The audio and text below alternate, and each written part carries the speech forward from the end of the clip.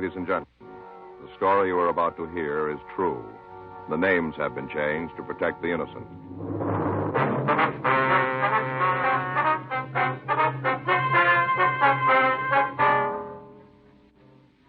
You're a detective sergeant. You're assigned to burglary detail. A woman posing as a housemaid has been stealing cash and other valuables from homes in your city. Your job? Stop her.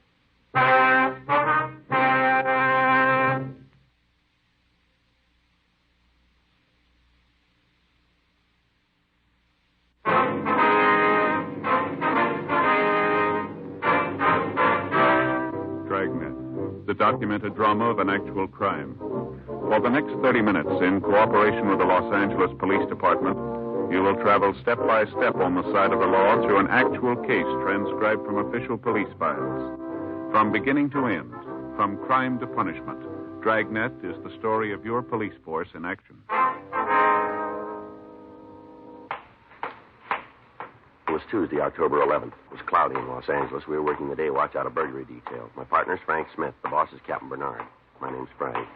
We were on our way back from lunch, and it was 1:17 p.m. when we got to room 45. Burglary. Hey, Smith. Huh? Your wife called while you're out. Wants you to call her back. Oh, thanks. That's funny. Not like Faye to call in the middle of the day. No. Kids were all right when I left this morning. Wonder what she wants. Why don't you call her and find out? You're not married, Joe. You don't understand. Sometimes a guy wants a minute to think things over. Sort of prepare himself if he's done something he shouldn't. Mm-hmm. Well, have you?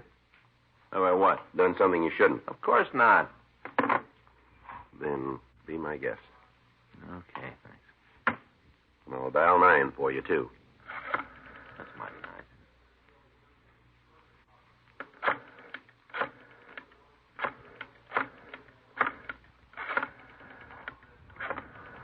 Funny, I know the kids are all right. Mm-hmm. Hi, honey. Yeah, they just told me. Well, we're out to lunch. Why? Something wrong? Oh.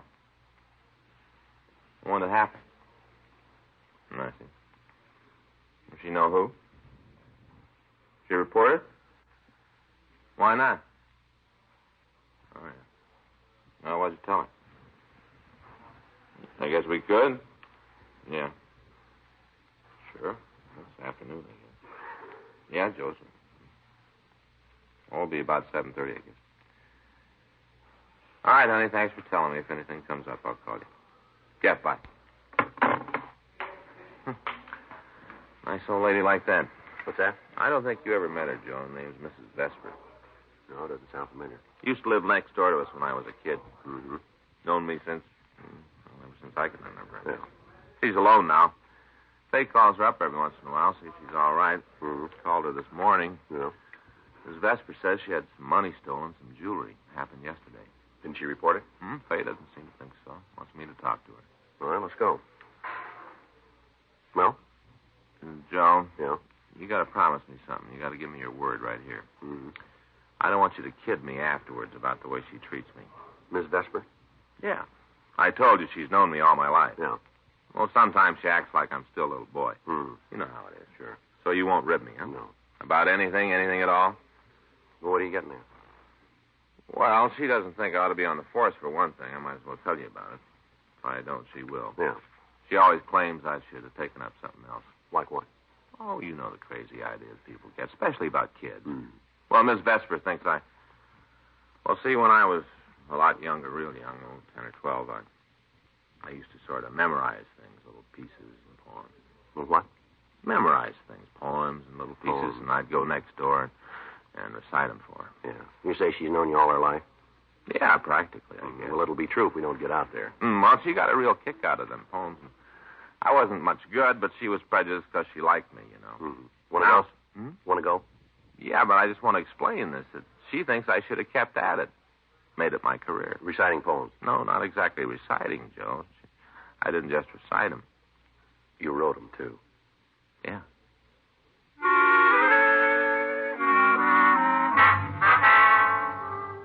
Frank and I left the office and drove out to the home of Mrs. Sarah Vesper. She lived in a small bungalow on Las Palmas Street in the Miracle Mile district. It was 2:07 p.m. when we got there. Why, for goodness sake, Frank Smith, Where on earth did you come from? Afternoon, Miss Vesper. Mrs. Vesper. What's gotten into you, Frank? You've never called me that before in your whole life. Well, I meant Aunt Sarah. Well, now that's more like it. Who's this you got here with you? Aunt Sarah, this is my partner, Sergeant Friday. Oh, pleased to meet you. I do, ma'am. You work for Frank, do you, young man? Aunt Sarah, we work together. Oh, you don't say. Well, I expect that keeps you from getting lonesome, don't it? Yes, ma'am. My goodness, now don't just stand there. Come on inside, both of you. Thank you very much. Well, sir, this isn't the darndest coincidence. Ma'am? You're coming to visit me today. Oh, sit right down. Sit right down. After you, boss. Thanks. Believe it or not, I was talking to your wife only this morning. Then the next thing I know, here you are. Yes, ma'am. Faye told me. Oh, my stars. What's the matter, Aunt Sarah? Oh, I just remembered. That's why you're here, ain't it? On account of what I said to Faye. Yeah, that's right. I should never have mentioned it to her. I don't know what's the matter with me. I must be losing my mind or something. I just keep forgetting that you're a policeman. Oh. Well, you oughtn't to have been one in the first place. Now, if you'd just taken my advice. Aunt Sarah. Oh, now, don't misunderstand me, please. I'm not criticizing the police. Well, we certainly couldn't get along without them, and I'd be the first to say so, but some people have a talent for one thing, and some people are talented in a different direction. Isn't that right, Mr. Friday? Yes, ma'am. You take Frank here. He had a real talent for making up verses, even when he was just a little tyke. I bet you didn't know that, did you? Well, I heard a little something about it. A real talent, that's what it was. Mm-hmm. Why, I'll remember some of his poems till my dying day. They rhymed and everything. Is that right? Say, Aunt Sarah, would you tell us That about... one about the rainbow. That was one of his very best. Did he ever do it for you, Mr. Friday? No, I don't think he did. Oh, it gave you such a beautiful picture. Just like an artist had painted it, only with words. You know what I mean? Well, I'm not sure I do. Go ahead, Frank. Say it for Mr. Friday. Oh, please, Aunt Sarah. Now I know he'd like to hear it, wouldn't you, Mr. Friday? I sure would. All right, Frank. The one about the rainbow. I don't remember it, Aunt Sarah. Oh, now you're just being modest. No. Yes, you are, Frank. Joe. No, really, I don't, Aunt Sarah. I don't remember. Not a word, honest. Seems funny you'd forget a thing like that. I mean, when you made it up yourself. Well, it's been a long time. Hasn't been any longer for you than it has for me, and I can still remember it, just as clear as the first time I heard it. What? Rainbow, rainbow, up so high. That's how it begun, Mr. Friday. Mm-hmm. Love to hear it, Frank. Rainbow, rainbow, up so high, blue and red and yellow and brown, like an arch across the sky. Won't you ever tumble down? Where did it go from there, Frank? The next verse, what was it? I'm sorry, Aunt Sarah, but we haven't got much time. Oh, well, anyway, that gives you an idea of Frank's talent. Yes, ma'am, it sure does. Oh, come on. Aunt Sarah, would you just tell us about the things that were stolen from you? Miss Vesper. Well, I suppose I should have got in touch with the police. Yes, ma'am, you should have. Well, I didn't see where that would help matters none. Just like closing the barn door after the horse had been stolen, and besides, I didn't want to hurt Barbara's feelings. Barbara? My niece. Oh, I see. You remember Barbara, Frank? Hmm? Oh, sure. You played out in the backyard with her the whole summer she was visiting me. Kind of a scrawny girl. Oh. Of course, she's filled out now. You just wouldn't recognize her. Has 2 children of her own. Nice home out in Westwood. Yes, ma'am. What's your niece got to do with all this, Miss Vesper? Oh, she's the one who sent her. Ma'am? The cleaning woman. Well, did you know your niece was sending this woman over? No. I guess it was supposed to be kind of a surprise. Oh? Anyway, she just come up to the door yesterday morning, long about 9:30, announced that she was ready to go to work. I see. First, I didn't know what she was getting at. Then she explained about Barbara hiring her to give me a hand. Of course, I don't need nobody. A little place like this, no trouble at all. Yes, ma'am. But I didn't want to hurt Barbara's feelings, so I told her to come on in. Figured maybe she could help out some of the heavy work, turning the mattresses and moving furniture. Sure. What was the woman's name, Aunt Sarah? Margaret. That's what she told me, Margaret. Do you know her last name? No, don't think she even mentioned it. All right, what happened next? Well, we did the cleaning. Not that she was much of a housekeeper. Practically had to go over the whole place after she left. About how long did she stay, you remember? Half day. That's what she said Barbara hired her for. Must have been about, 10 after 1 when she went. Didn't even give me a full 4 hours. Mm-hmm. Insisted on my fixing her some lunch, too. I tell you, that woman sure had her share of gall, eating my sandwiches at the same time she was robbing me. Wonder she didn't ask for car fare. Mm-hmm. Well, just what was it she stole? My cash money. Cleaned out every pocketbook in the dresser. Found the bills I had hid under the dresser scarf, too. Yes, ma'am. How soon did you find out that these things were gone? A little while after she left, when I went to straighten up the mess she'd made. And you still haven't talked to your niece about all this? I told you I didn't want to get her all upset. Mm-hmm. I suppose she will think it's funny I haven't called to thank her. I wonder if you'd mind calling her now. You mean right now? Yes, ma'am. Do I have to? Well, we'd like to get this cleaning woman's name and address. You don't have to say why you're calling, Aunt Sarah. She's bound to know something's wrong. Barbara's no fool. Well, if you won't talk to her, we will. We can find out where she lives. Guess I was wrong about you, Frank Smith. Ma'am? Guess you're turning into a policeman after all. Like looking a gift horse in the teeth, that's what it is. Barbara's going to think you don't appreciate all she's done for me. You wait there. I'll be right back. Yes, ma'am. All right, go ahead and say it. Hmm? Go on, get it over with. Ride me about the poem. I saw you smirking. I'd rather you did that than just sit there with that silly smirk on your face. I suppose you never made up any poems when you were a kid, huh? Oh, I might have. Now, bet. Blue and red and brown, like an arch up in the sky. When will you tumble down? Is that it? Oh, sure. Of course, I wasn't a real talented poet. Yeah. What are you staring at, then? No, nothing at all. Well, then stop it, will you? No, I was just noticing you need a haircut, don't you? Well, I'm going to get one this week. You're not letting it grow long, then. Why would I let... Joe, so help me if we ever get out of here. Just slipped out. I won't say another word, I promise. Or look, either, huh? All right, I won't even look. Well, that isn't the strangest thing. Did you get a hold of your niece, Miss Vesper? Oh, yes. Yes, I talked to her, but I don't understand it. Simply don't understand it. What's that? A cleaning woman. What about her? Barbara didn't have anything to do with it. Oh? She's never even heard of her.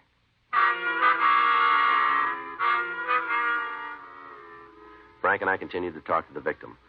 Mrs. Vesper told us that the suspect was WFA, about 40 years old, 5 feet 3 or 4, weighing approximately 140 pounds. Said she was wearing a house dress and a light gray coat. She also gave us a detailed description of the jewelry that had been stolen. Frank telephoned Mrs. Vesper's niece, and she said she was not acquainted with anyone who answered the suspect's description. 5:17 p.m. The crime lab reported they had found no physical evidence at the Vesper residence. 3 days later, October 14th, we received a theft report from a woman living near Wilshire and Western. The suspect had gained entrance by saying that a neighbor had sent her to clean. The description tallied with what we already had. During the next 2 weeks, 9 more thefts were reported. In each case, the suspect had used the same MO, and the description indicated that the crimes had all been the work of the same woman. Each of the thefts took place within a few blocks of Wilshire Boulevard, in the area between Vermont and Fairfax. In one instance, the suspect had been seen departing on the Wilshire bus. Police officers staked out buses and bus stops. Lists of the stolen property were sent to all pawn shops in the city. 2 women were brought in for questioning, but the victims were unable to give positive identification. Employment agencies for domestic workers were contacted. Newspaper want ads were checked. No leads developed. Saturday, October 29th, 2:17 p.m. I get it. Burglary Friday. Who? Oh, yeah. Yeah, Corky. What's that? Yeah, thanks. If you can? Okay. Corky Levitt. Yeah? Woman's in his pawn shop trying to unload a diamond clip. Oh? Corky says it's on our list.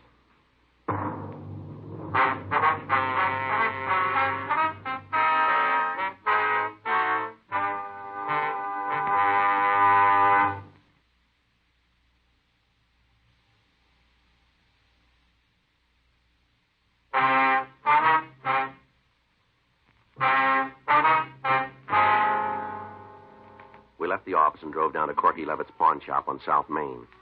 Over the phone, Corky had said he would stall the woman as long as he could. It was 2:28 p.m. when we got to his place. The woman was still there. You make up your mind, Buster, give me some dough on the thing or hand it back. I'll take it someplace else. Let's have a look at it, Corky. Sure. Hey, what is this? Police officers. Huh? All right, let's go. Take your hands off me or I'll I clock. said let's go. Thanks, Corky. Sure, you bet. Yeah, thanks a lot.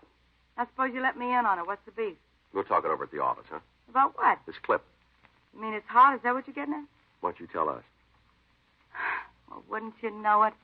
Lucky Rita. Sure walked into it this time, didn't I? Looks like it. You clowns have got your minds all made up. You think I stole that pin, don't you? Somebody did. 2:42 p.m. We contacted Control 1 and notified them we were bringing in a female suspect.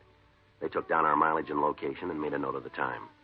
8 minutes later, we pulled into the city hall and we again checked with Control 1. While the suspect was being searched by a policewoman, we talked to one of the victims. The victim positively identified the diamond clip as belonging to her.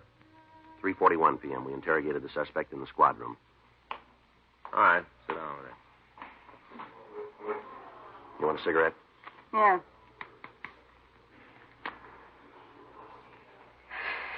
All right, now suppose you tell us about it.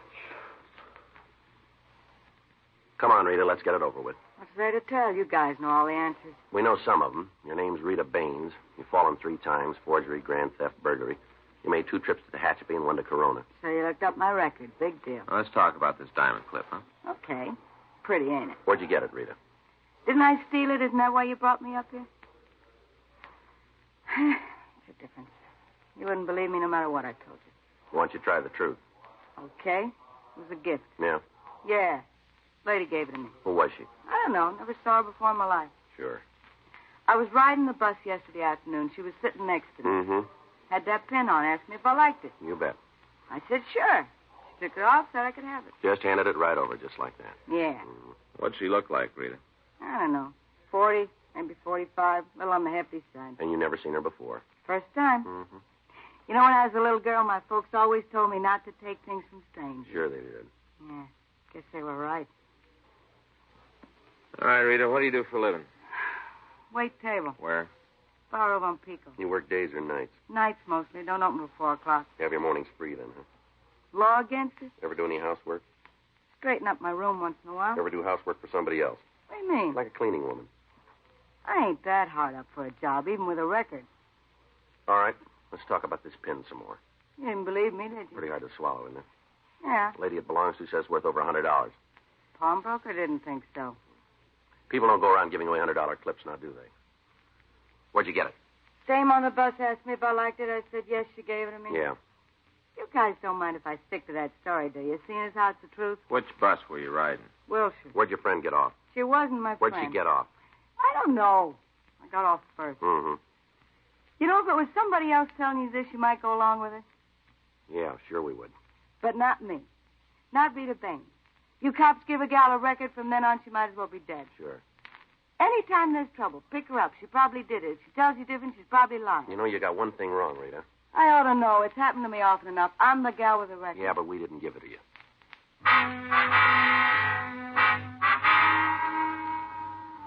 Frank and I continued to question the suspect, but she refused to change her story. 8:42 p.m. A special show-up was held for several of the burglary victims. None of them identified Rita Baines. 9:06 p.m. She was released from custody, and we went back to the office. Well, if she didn't take that clip, she knows who did. Maybe. Yeah, stands to reason, Joe. Nobody's going to go to all the trouble of stealing this stuff and then give it away. Burglary Friday. Yes, ma'am. What's that? I see. Mm-hmm. Yes, we would. What's your address? All right, thank you very much. Just a few minutes. Goodbye. Well, here we go again. Another burglary? Mm-mm. Another piece of free jewelry.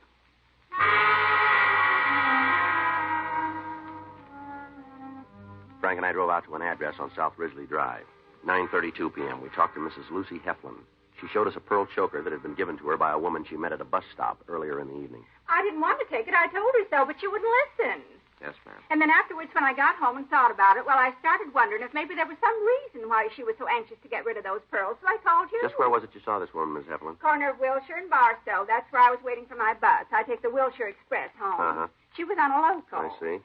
And when it pulled up, she got out. I guess she must have turned her ankle or something. Anyway, she dropped her pocketbook. Mm-hmm. Well, I helped her pick up her things, and that's when she gave me this choker. I see. Said she didn't have any use for it herself and for me to keep it.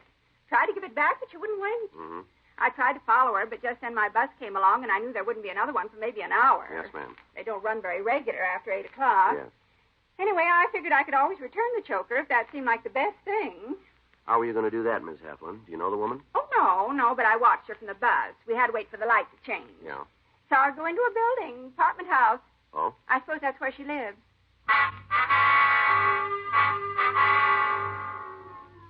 Miss Heflin told us that the woman had entered an apartment house on Barstow Street, 2 doors from the Wilshire corner. We asked her to describe the suspect, and her description tallied with what we already had. 10:15 p.m. We drove over to the Barstow Avenue address and talked to the manager of the apartment. He told us that a woman answering the suspect's description lived on the second floor, apartment 7. He said that her name was Edna Landy. Frank and I went upstairs to talk to her. Well, this must be it. Oh.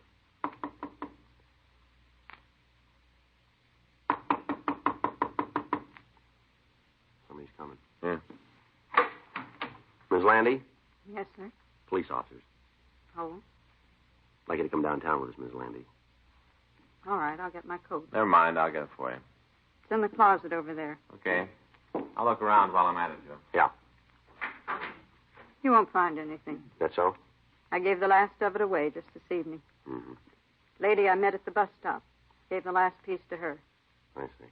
She was very kind to me. Helped me when I dropped my purse. I'm glad I had something nice for her. Pearl choker, that's what it was. Yeah. Place is clean, Joe. All right. I said you wouldn't find anything. Why'd you do it, Miss Landy? Why'd you steal those things? Oh, I wasn't stealing. Oh, you weren't, huh? Of course not. I'm just teaching them a lesson. Yeah. They needed it. Needed it bad. Never trust anybody. Always say you're stealing from them. Well, who are you talking about, Miss Landy? People that hired me to work for them. Do their cleaning. These people didn't hire you. Yeah, they're all the same. Folks out here, back east, all the same. Where's back east? Chicago, Illinois. Mm-hmm. Doesn't matter how much you do, how hard you try. Ma'am? Sooner or later, something's missing. They say you took it. Mm-hmm. Worked for 'em 10 years. Doesn't matter. Least little thing gets lost, they say you're a thief. I see. Made up my mind to show 'em. As long as they're going to blame me anyway, might as well do something to deserve it. Mm-hmm. Good lesson. That's what they need. All right, let's go. I'm an honest woman. I've always been honest. Sure. I never took that money from Mrs. Dresser. She was wrong to say I did. Never took nothing that didn't belong to me. Until you came out here. That's different. Even then, I wasn't taken from myself. I gave all the jewelry away. It wasn't for me. Oh, it was more than jewelry, Miss Landy. A lot of money missing, too. Well, I didn't keep it. Oh? I sent it off, every penny. Sent it to charity, different charities all over. I wouldn't keep something that wasn't mine. I see. Maybe next time they'll be a little more careful who they say is a thief. Yes, ma'am. It isn't right to accuse somebody when she hasn't done it just because you're the cleaning woman. That doesn't mean you're not honest. Mm-hmm. Well, I showed them. Showed them if I really wanted to be a crook, how easy it was. Mm-hmm.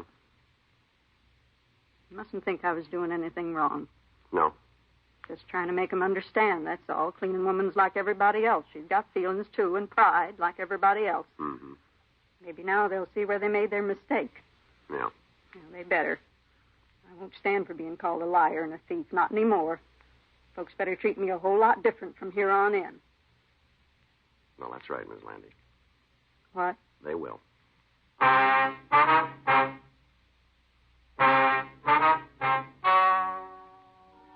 story you've just heard is true. The names were changed to protect the innocent. On December 14th, a hearing was held in Department 96, Superior Court of the State of California, in and for the County of Los Angeles. In a moment, the results of that hearing.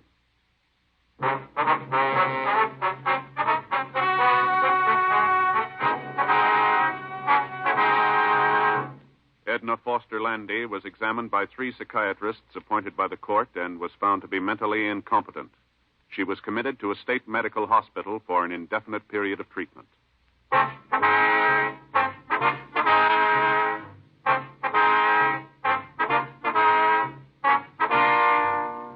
You have just heard Dragnet, a series of authentic cases from official files. Technical advice comes from the Office of Chief of Police W.H. Parker, Los Angeles Police Department.